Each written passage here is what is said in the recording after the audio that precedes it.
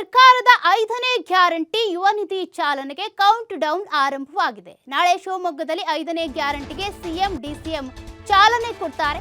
ಸಚಿವರು ಅಧಿಕಾರಿಗಳ ನೇತೃತ್ವದಲ್ಲಿ ಎಲ್ಲ ತಯಾರಿ ಆಗಿದೆ.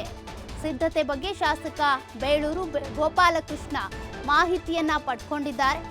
ನಾಳೆ ಶಿವಮೊಗ್ಗದಲ್ಲಿ ಯುವ ನಿಧಿ ಗ್ಯಾರಂಟಿ ಏನಿದೆ ಅದು ಅಧಿಕೃತವಾಗಿ ಚಾಲನೆಯನ್ನ ಪಡ್ಕೊಳ್ಳುತ್ತೆ. ಇದರ ಸಿದ್ಧತೆ ಬಗ್ಗೆ ಬೇಳೂರು ಗೋಪಾಲಕೃಷ್ಣ ಈಗಾಗಲೇ ಮಾಹಿತಿಯನ್ನು ಕೂಡ ಪಡ್ಕೊಂಡಿದ್ದಾರೆ. ದೇಶದಲ್ಲೇ ಜನಪರ ಸರ್ಕಾರ ನಮ್ಮದು, ಕೊಟ್ಟ ಮಾತಿನಂತೆ ನಡ್ಕೊಂಡಿದ್ದೇವೆ. ಸುಮಾರು 58,000 ಕೋಟಿ ಹಣವನ್ನ ಗ್ಯಾರಂಟಿಗೆ ಬಳಸಲಾಗ್ತಾ ಇದೆ.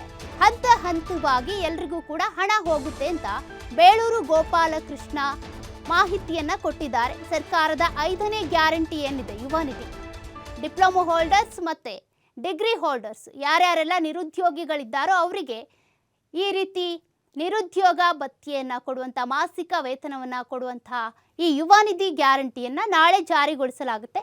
ಆಯ್ಕೆ ಮಾಡಿಕೊಂಡಿರುವಂಥದ್ದು ಶಿವಮೊಗ್ಗ. ಅದರಲ್ಲೂ ಕೂಡ ಶಿವಮೊಗ್ಗ BJPಯ ಭದ್ರಕೋಟೆ. ಅಲ್ಲಿಗೆ ಕಾಂಗ್ರೆಸ್ ನಾಯಕರು, ಘಟಾನುಘಟಿ ನಾಯಕರು ಮುನ್ನುಗ್ತಾ ಇದ್ದಾರೆ. ಅದರಲ್ಲೂ ಕೂಡ ಅಲ್ಲಿ ಬರುವಂತಹ ದಾವಣಗೆರೆ ಇರ್ಬೋದು, ಆ ಕಡೆ ಉಡುಪಿ, ಈ ಕಡೆ ಚಿಕ್ಕಮಗಳೂರು ಮತ್ತು ಉತ್ತರ ಕನ್ನಡ, ದಕ್ಷಿಣ ಕನ್ನಡ ಈ ಎಲ್ಲ ಭಾಗಗಳನ್ನು ದೃಷ್ಟಿಯಲ್ಲಿಟ್ಕೊಂಡು ಮತಗಳನ್ನು ಸೆಳೆಯುವಂಥ ಪ್ರಯತ್ನವನ್ನು ಮಾಡೋದಕ್ಕೆ ಈ ಒಂದು ಯುವ ನಿಧಿ ಗ್ಯಾರಂಟಿಯನ್ನು ಶಿವಮೊಗ್ಗದಲ್ಲೇ ಜಾರಿಗೊಳಿಸಬೇಕು ಅಂತ ಕಾಂಗ್ರೆಸ್ ತಯಾರಿಯನ್ನು ನಡೆಸ್ಕೊಂಡಿದೆ.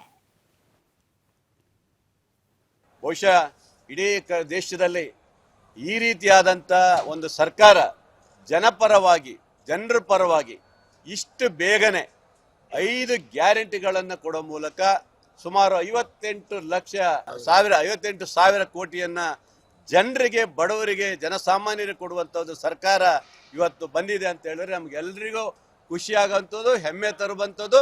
ಅದಕ್ಕಾಗಿ ರಾಜ್ಯ ಸರ್ಕಾರದ ಮುಖ್ಯಮಂತ್ರಿಗಳಿಗೆ, ಉಪಮುಖ್ಯಮಂತ್ರಿಗಳಿಗೆ, ಸಂಪುಟ ದರ್ಜೆ ಎಲ್ಲ ಸಚಿವರಿಗೆ, ರಾಜ್ಯ ಸರ್ಕಾರಕ್ಕೆ ನಾವೆಲ್ಲರೂ ಈ ಸಂದರ್ಭದಲ್ಲಿ ಅಭಿನಂದನೆ ಸಲ್ಲಿಸ್ತೀವಿ ಬಂಧುಗಳೇ.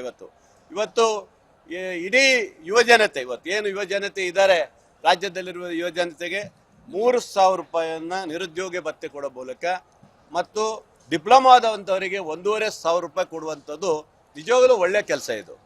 ಯಾಕಂದ್ರೆ ಯಡಿಯೂರಪ್ಪನವ್ರು ಒಂದು ಕಾಲದಲ್ಲಿ ಭಾಗ್ಯಲಕ್ಷ್ಮಿ ಅಂತ ಮಾಡಿದ್ದು 10 ವರ್ಷ ಹೇಳ್ತಾ ಇದ್ರು. ಭಾಗ್ಯಲಕ್ಷ್ಮಿ ಕೊಟ್ಟೆ, ನಾನು ಭಾಗ್ಯಲಕ್ಷ್ಮಿ ಕೊಟ್ಟಂತ ಪುಣ್ಯಾತ್ಮ ಅಂತ ಹೇಳ್ತಿದ್ರು. ಆದರೆ ಇವತ್ತು ಕೊಟ್ಟಿರುವಂತ ನಮ್ಮ ಮುಖ್ಯಮಂತ್ರಿಗಳು, ಉಪಮುಖ್ಯಮಂತ್ರಿ, ನಮ್ಮ ಸರ್ಕಾರ ಕೊಟ್ಟಿದೆಯಲ್ಲ, ಇದು ಜನಸಾಮಾನ್ಯರಲ್ಲಿ 5 ವರ್ಷದಲ್ಲಿ ಅವರ ಬದುಕು ಕಟ್ಕೊಳ್ಳುವಂತ ಅವಕಾಶವನ್ನ ರಾಜ್ಯ ಸರ್ಕಾರ ಕೊಟ್ಟಿದೆ. ಯಾವುದೇ